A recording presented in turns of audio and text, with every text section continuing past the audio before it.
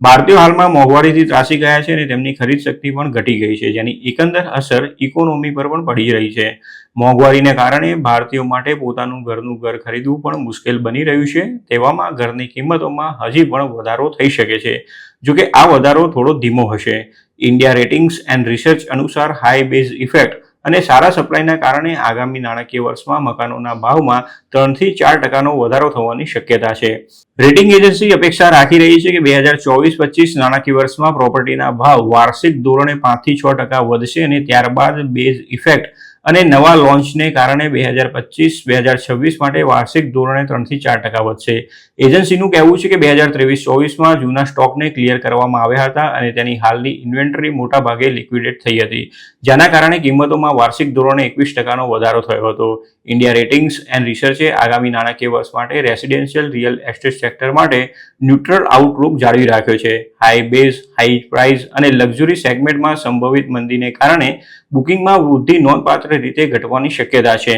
2024-25માં residential real estate market મજબૂત પ્રદર્શન નોંધાવે તેવી અપેક્ષા રાખવામાં આવી રહી છે. ઇન્ડિયા રેટિંગ્સ એન્ડ રિસર્ચના કોર્પોરેટ રેટિંગ્સના ડિરેક્ટર મહાવીર શંકરલાલ જૈને જણાવ્યું હતું કે નાણાકીય વર્ષ 2026માં બુકિંગમાં સતત પોઝિટિવ ગ્રોથ જોવા મળે તેવી શક્યતા છે, જોકે બેઝ ઇફેક્ટ અને એફોર્ડેબિલિટીમાં મોડરેશનના કારણે તે ધીમી ગતિએ રહેશે.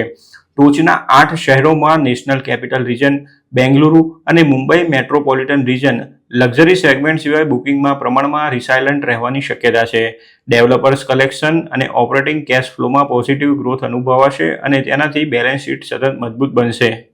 બીજી તરફ અમદાવાદને દેશના એફોર્ડેબલ હાઉસિંગ માર્કેટમાં ગણવામાં આવે છે, પરંતુ નેશનલ હાઉસિંગ બેંક એટલે કે NHB રેસિડેક્સના સપ્ટેમ્બર ક્વાર્ટરના ડેટા મુજબ દેશના અન્ય શહેરોની સરખામણીએ અમદાવાદ અને ગાંધીનગરમાં વર્ષ 2017-18થી લઈને અત્યાર સુધીમાં મકાનોના ભાવમાં સૌથી વધુ વધારો નોંધાયો છે. રિયલ એસ્ટેટ કન્સલ્ટન્ટ PropTiger મુજબ ડિસેમ્બર ક્વાર્ટરમાં દેશના 8 મોટા શહેરો Ahmedabad, Bengaluru, Chennai, Hyderabad, Kolkata, Delhi NCR, Mumbai metropolitan region અને પુણેમાં મકાનોના વેચાણમાં 26%નો ઘટાડો નોંધાયો છે. આ ક્વાર્ટર દરમિયાન દેશના 8 મોટા શહેરોમાં 1,06,038 યુનિટ્સ વેચાયા છે, જ્યારે એક વર્ષ પહેલા 1,43,482 યુનિટ્સ વેચાયા હતા. અમદાવાદમાં અગાઉ કરતાં 34% યર ઓન યર ઘટાડા સાથે 10,170 યુનિટ્સનું વેચાણ થયું હતું, જ્યારે અગાઉ 15,310 યુનિટ વેચાયા હતા.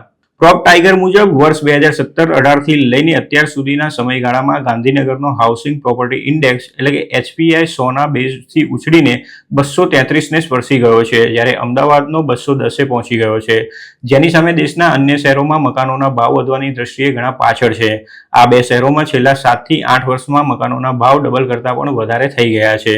અમદાવાદ અને ગાંધીનગર સિવાય ભુવનેશ્વર અને હૈદરાબાદ જ એવા બે મોટા શહેરો છે જેનો હાઉસિંગ પ્રોપર્ટી ઇન્ડેક્સ 180 કરતાં વધારે નોંધાયો છે. ભુવનેશ્વરનો હાઉસિંગ પ્રોપર્ટી ઇન્ડેક્સ 193 અને હૈદરાબાદનો હાઉસિંગ પ્રોપર્ટી ઇન્ડેક્સ 192 નોંધાયો છે. આ અંગે ક્રેડાઈ ગુજરાતના પ્રેસિડેન્ટ દીપક પટેલના જણાવ્યા મુજબ કોરોના પછી મકાનોની માંગમાં વધારો થયો છે, કેમ કે લોકોની લાઇફસ્ટાઇલ અપગ્રેડ થઈ ગઈ છે.